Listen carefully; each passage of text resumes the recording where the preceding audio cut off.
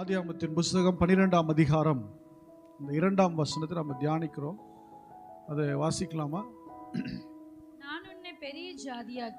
நான் உன்னை பெரிய ஜாதியாக்கி உன்னை ஆசீர்வதித்து உன் பேரை பெருமைப்படுத்துவேன். நீ ஆசீர்வாதமாய் இருப்பாய். தொடர்ந்து உன்னை ஆசீர்வதிக்கிறவர்களை நான் ஆசீர்வதிப்பேன், உன்னை சபிக்கிறவர்களை நான் சபிப்பேன். பூமியில் உள்ள வம்சங்கள் எல்லாம் உனக்குள் ஆசீர்வதிக்கப்படும். அல்லேலூயா. தேவன் வம்சங்களை ஆசீர்வதிக்கிறவர். நம்முடைய தேவன் ஆசீர்வாதத்தின் தேவன். அதனால தான் சொல்றாரு, நீ போன வாரம் நம்ம பேரை பெருமைப்படுத்துன்னு பார்த்துட்டு நீ ஆசீர்வாதமாய் இருப்பாய். அந்த ஆசீர்வாதமாய் இருப்பாய் அப்படிங்கிறது ஒரு நிகழ்காலம், பிரசன்ட் டென்ஸ், அதில் தான் வருது. ஆசீர்வாதமாய் இருப்பாய். தேவன் தம்முடைய பிள்ளைகள் யாவருக்கும் ஆசீர்வாதத்தையே வைத்திருக்கிறார், சாபத்தை அல்ல. ஆனாலும் அவைகளை மீறி குடும்பங்களிலே சாபங்கள் வருகிறது. அது ஏன் நம்ம பார்க்கலாம். அப்போ ஆசீர்வாதத்தின் தேவன் ஆசீர்வதிக்கும் போது ஏன் நம்ம வாழ்க்கையில சாபங்கள் வருதுங்கிறது நம்ம தொடர்ந்து பார்க்க போறோம். முதலாவது, இப்பொழுது நிகழ்காலத்தில் நான் உன்னை ஆசீர்வதிப்பேன். இரண்டாவது, நீ ஆசீர்வாதமா இருப்பாய். நீ ஆசீர்வாதமா இருப்பாய். நீ ஆசீர்வாதமா இருப்பாய். அல்லேலூயா. ஒன்று, நீங்கள் ஆசீர்வதிக்கப்பட்டவர்களாய் இருப்பீர்கள். இரண்டு, நீங்கள் மற்றவர்களுக்கு ஆசீர்வாதமா இருப்பீர்கள். அல்லேலூயா.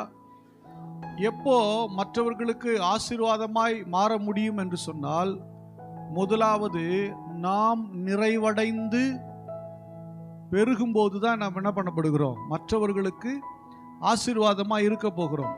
ஃபர்ஸ்ட் நான் ஆசீர்வாதமா இருப்பேன், இரண்டாவது ஆசீர்வாதமா இருப்பேன். தேவனுடைய பிள்ளைகளை தேவன் எப்படி ஆசீர்வதிக்கிறார் என்று சொன்னால், ஆறுகளைப் போல, நதியைப் போல தான் கர்த்தர் ஆசீர்வதிக்கிறார். இந்த ஆசீர்வாதங்கள் எப்படி நம்மிடத்திலிருந்து புறப்படுகிறது? ஆறு என்னைக்கு பாய்ந்து நிக்குதோ அன்னைக்கு அது என்னது? குட்டை. என்னது? ஆறு பாய்ந்து நின்றுடுச்சுன்னா என்ன ஆயிடும்? அநேக குட்டைகள் தேங்கி நிற்கும். ஒரு தேவனுடைய பிள்ளை ஆறுகளைப் போல் இல்லாவிட்டால் ஆங்காங்கே குட்டைகளாக தான் நிற்க முடியுமே ஒழிய என்ன பண்ண முடியாது, பலனளிக்க முடியாது. ஒரு மனுஷன் வளர்ச்சி குறைவுள்ளவனாக இருந்தால் அவனை என்ன சொல்லுவோம்? குட்டையானவன் சொல்லுவோம்ல. அதே போல நீங்கள் ஆறுகளைப் போல பாயாவிட்டால் நீங்கள் குட்டையாகவே, அதாவது வளர்ச்சியற்றவர்களாக இருப்பீர்கள்.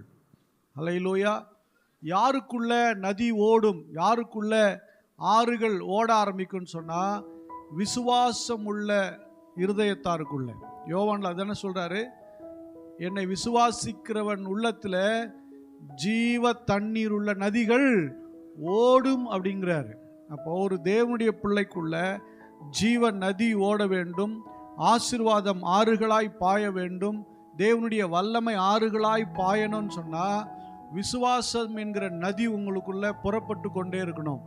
என்றைக்கு விசுவாச நதி உங்களுக்குள்ள நிற்குதோ அன்றைக்கு உங்களுடைய வளர்ச்சி நின்று விடும். அல்லேலூயா. எல்லாருக்கும் ஒரு எல்லை வச்சிருப்பாங்க. இது நடந்துட்டா போதுங்க, இது வந்துட்டா போதுங்க, இது செஞ்சுட்டா போதுங்க, இதை மட்டும் கர்த்தர் செஞ்சுட்டா போதுங்க, அவ்வளோதாங்க, வேற ஒன்றும் இல்லை அப்படிங்கிற ஒரு ஃபுல்லி ஸ்டாப் என்ன பண்ணிடுவாங்க, வந்துடுவாங்க. அது இல்லை. தேவனுடைய பிள்ளைகள் எங்கேயும் புள்ளி ஸ்டாப் கிடையாது, நான் ஸ்டாப் கிடையாது, கண்டினியூ தான். அல்லேலூயா. ஆமாம். அப்போது அந்த நிலைக்கு தான் ஒரு தேவனுடைய பிள்ளையை தேவன் வரும்படி விரும்புகிறார். ஆனால் நிறைய பேர் இன்னைக்கு என்ன புள்ளி ஸ்டாப்ல நிற்கிறாங்க. பாய்ந்தோடுகிறவர்களாய் நதியை போல ஆறுகளைப் போல இருக்கணுங்கிறத விரும்பவில்லை. என்றைக்கு ஒரு மனிதனுக்குள்ள தேவன் விசுவாசம் உள்ள நதியை துவக்கினாரோ அன்றைக்கு தேவன் அவர்கள் வாழ்க்கையில ஆசீர்வாதத்தை வைக்கிறார். அல்லேலூயா. அந்த ஆறு என்றைக்கு புறப்படுகிறதோ அன்றைக்கு ஆசீர்வாதங்கள் புறப்படுகிறது. முதல் ஆற்றில என்ன பார்க்க முடிஞ்சது? முதல் ஆறு எந்த ஆறுங்க? குமாரா, பைசோன். பைசோன்ல என்ன இருக்குதுங்க? பொன் பித்தலகம், அப்புறம் கோமேதக கற்கள் இல்ல, விசேஷமான கற்கள், பொன். முதல் உண்டான ஆற்றுல மட்டும்தான் இருக்கு. மற்ற 3 ஆற்றுல இருக்கா? மற்ற 3 ஆற்றுல ஒன்றும் காணல. ஆனா முதல் ஆற்று. அப்போ ஒரு தேவனுடைய பிள்ளைகளுக்குள்ள முதலாவது புறப்படுகிற விசுவாச ஊற்றில, விசுவாச நதியில, விசுவாச ஆறில தேவன் விலையேற பெற்ற பொக்கிஷங்களை வைத்திருக்கிறார்.